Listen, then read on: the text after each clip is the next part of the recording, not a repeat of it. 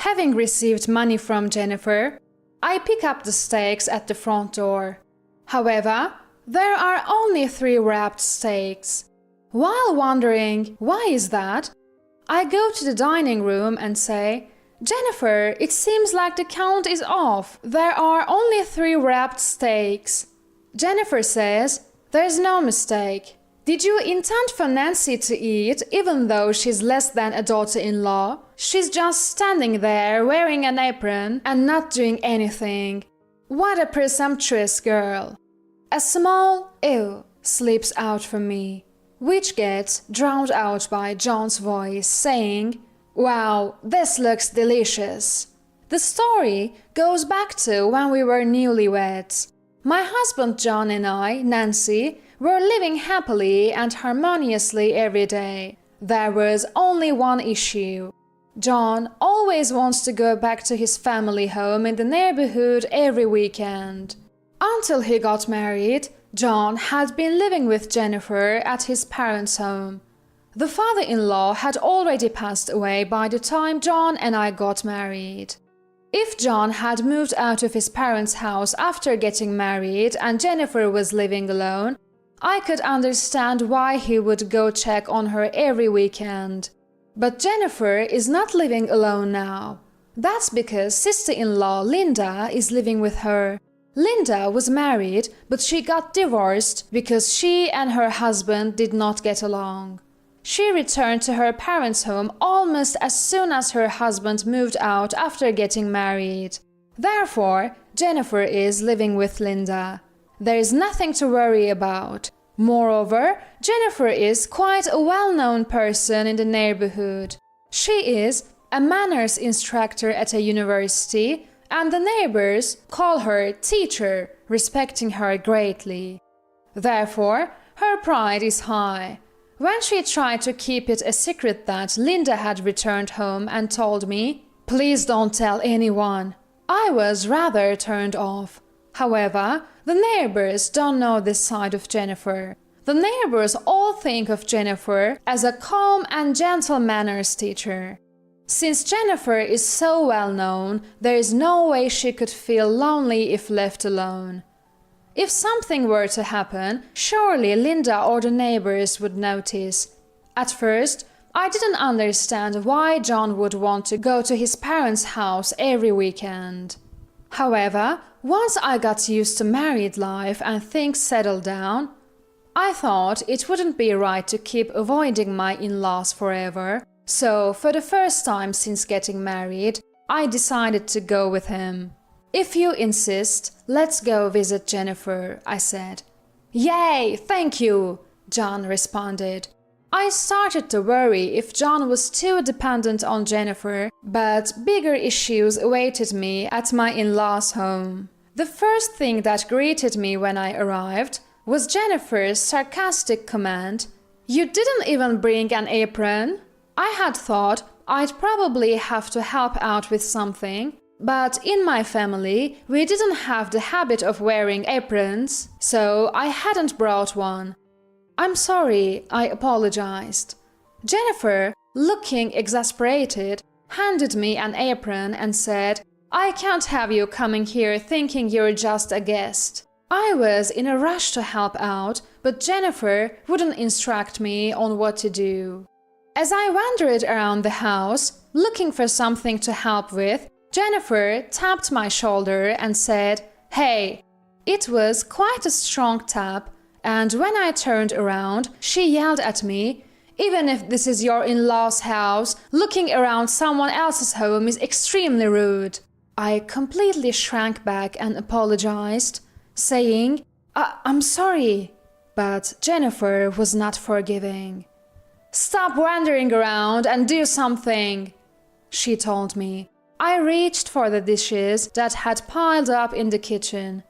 Then she slapped the back of my hand and yelled, "I can't have your filth getting on our nice plates and glasses. Don't touch the dishes." Confused and flustered, I thought, then maybe I'll vacuum.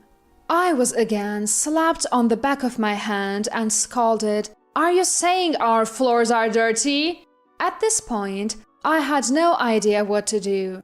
Standing there dumbfounded, I was endlessly criticized by Jennifer.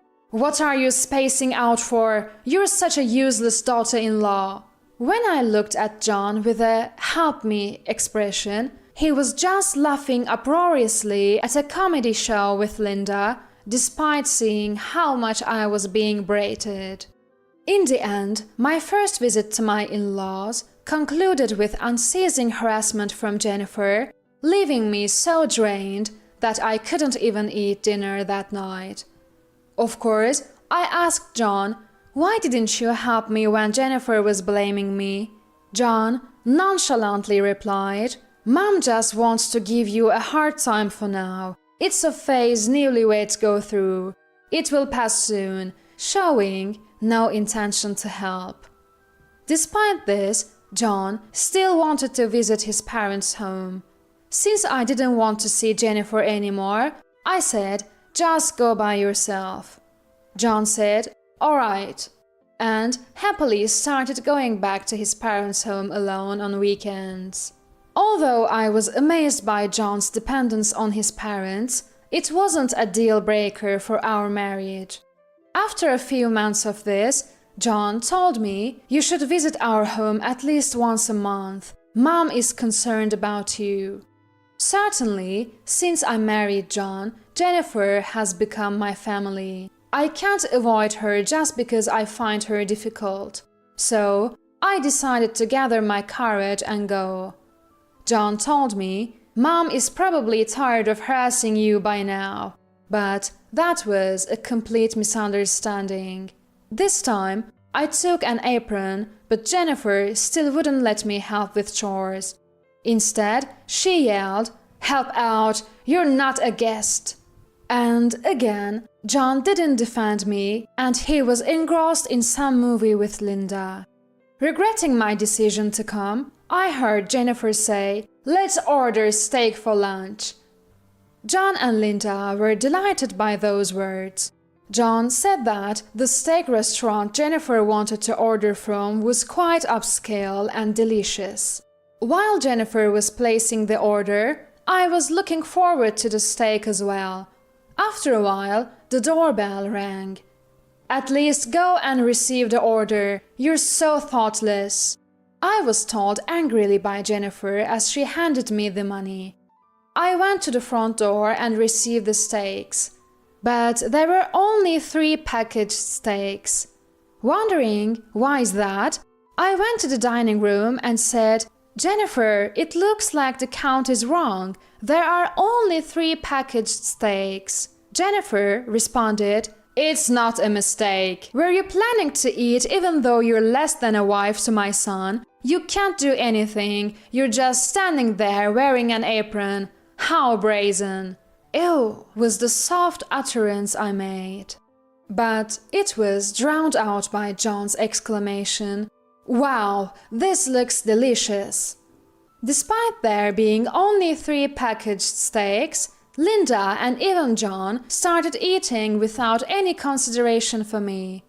As I felt a deep shock, as if being stabbed through the heart, Jennifer was looking at me with a smirking face and said, "Delicious, isn't it?" as she ate a slice of steak. For the first time, I knew the sadness of being unable to eat while everyone else was eating.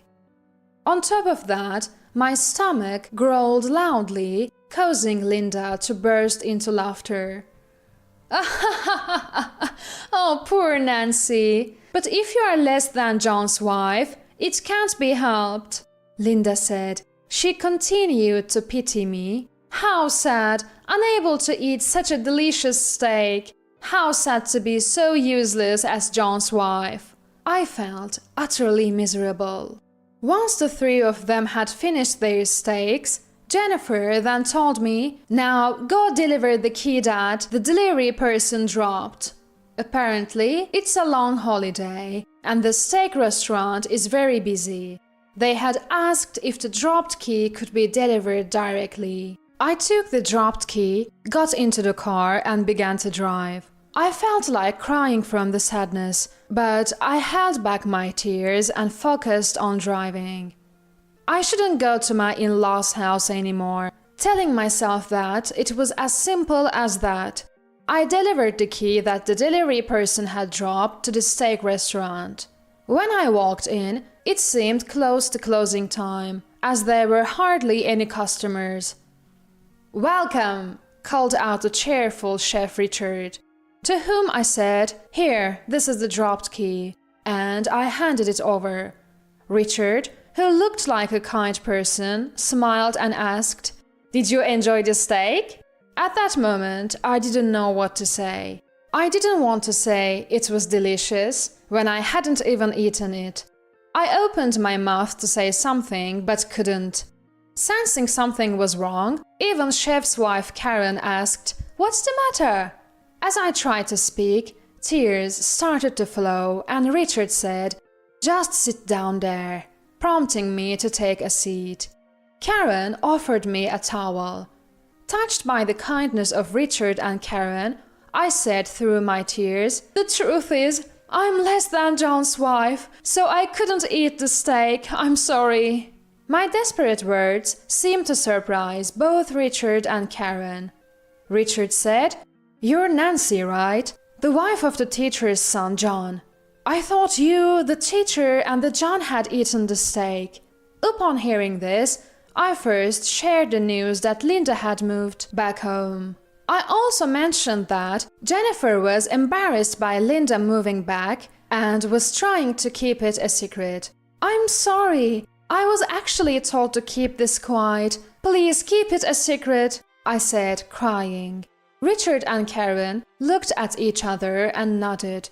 "It's okay, Nancy. Next time you go to your in-laws, order the steak again. Then I'll find a way to help you out." Richard had a stern look on his face, but he smiled gently and said, "Don't worry." For the first time, I felt like I had found an ally. Another week passed, and when the weekend arrived, John suggested, "Let's go to my parents' house." "Sure, Mommy's mean to you, but that's her way of showing affection," he said, trying to make sense of it. Given the promise I had with Richard, I decided to show up at my in-laws' house. There, Jennifer and Linda greeted me with smirks. Linda said, "Did you eat a big breakfast today? It would be embarrassing if your stomach growled again," and laughed. When I weakly replied, "I'm fine," Linda laughed at me as if mocking me. And Jennifer, again not allowing me to help with anything, kept scolding me. "Help out, do something!" My head started to hurt every time I visited my in-laws. Lost in thought, wondering if it was stress, Jennifer once again suggested, "Shall we order steak?" She must have gained confidence from the last incident. Glancing at me, she said, "Of course, for the three of us." And I returned a wry smile. Jennifer began to make a call to the steak restaurant, but her expression gradually darkened. She covered the phone and said, "The delivery person suddenly fell ill, so they can't deliver." However, John and Linda still wanted to eat steak, so it was decided to go to the restaurant. Wanting to hide Linda, Jennifer seemed troubled but eventually agreed to be seated in a private room on the second floor. Naturally, I was the one who had to drive. Linda was laid back, but Jennifer, pushing Linda's back, was adamant about not showing Linda to the neighbors, urging her, "Hurry, hurry!" Upon arriving at the steak restaurant, Jennifer told me, "Nancy, wait in the car," and left me there. John and Linda naturally got out of the car and headed into the steak restaurant. I sighed and started scrolling through my phone. Richard had said, "Leave it to me," but what exactly is he planning to do? While I was lost in thought, there was a knock on my car window. Startled, I looked over to see the panicked John, who said, Mommy's in danger! Can you come to the restaurant right now?" Jennifer is also quite old. Something might have happened, I thought, and hurriedly entered the steak restaurant. Inside the packed restaurant, Jennifer and Richard were arguing over the counter. "That's what I'm saying. I see no obligation to serve our steak to Jennifer, who keeps harassing Nancy." Richard, who was shouting, noticed me standing dumbfounded at the entrance of the restaurant and said, "Ah, Nancy, come on in." As I timidly approached the counter, Karen handed me a plate of steak. "Huh? Why does only Nancy get steak and not us, her family? This is ridiculous." "Mom is right. We went through the trouble of coming all the way to the restaurant." Jennifer and Linda created a racket. Richard, with his arms crossed, yelled back, "The fact that you came to the restaurant has nothing to do with it. You ate steak right in front of her, hurting Nancy's feelings. We have no steak for people with such character." As Richard spoke, some customers also started jeering. "That's right, how dare you say that after what you've done?" Jennifer and Linda left the restaurant with their faces red, leaving behind a bewildered John. I looked at the steak in front of me and asked Richard, "Is this okay?" "Of course," Richard replied. The steak I ate, after thanking him, was so delicious that it brought tears to my eyes. The encouragement from other customers as I ate my steak in tears was also heartwarming. Just as I was about to pay, I realized that I had left my bag in the car. It seemed that Jennifer and her group had taken the car and left. So I told Richard that I'd pay next time. Richard said, "Don't worry about the money," and even arranged a taxi for me to go home. I didn't know how to thank him enough, so I thanked Richard repeatedly. "If you ever need help, come anytime. I'll take care of Jennifer for you." His reassuring smile saved me. After that, I woke up, thanks to Richard's help. I lost all affection for John, who not only failed to help me when I was being harassed, but also left me at the steak restaurant. When I said I want a divorce and presented the divorce papers, John seemed genuinely clueless as to why this was happening. I blamed him for not helping me when Jennifer was harassing me, but John made excuses, saying, "Mom was just lonely because she thought she was losing me." I didn't want to hear such excuses anymore. After a heated argument, we decided to divorce. John moved out and returned to his beloved parents' home. From then on, taking Richard up on his offer of "come whenever you're in trouble," I started working at his steak restaurant. People said, "You're the one who was married to that teacher's son, right?" and told me what had happened to my former in-laws. Apparently, Jennifer had fought with Richard at the steak restaurant, gained a bad reputation, and was now ostracized by her neighbors. Even the existence of the returned John and Linda was exposed, and they seemed to be the talk of the town as, "Maybe something's wrong with that family." For the prideful Jennifer, this must be tough. John and Linda, who were whispered about whenever they walked outside, seemed to have stopped going out much. It felt somewhat relieving to think that Jennifer is probably taking diligent care of almost reclusive John and Linda. I have had enough of marriage. I'm working here to repay Richard's kindness, but eventually I plan to become a full-time employee somewhere and enjoy life on my own.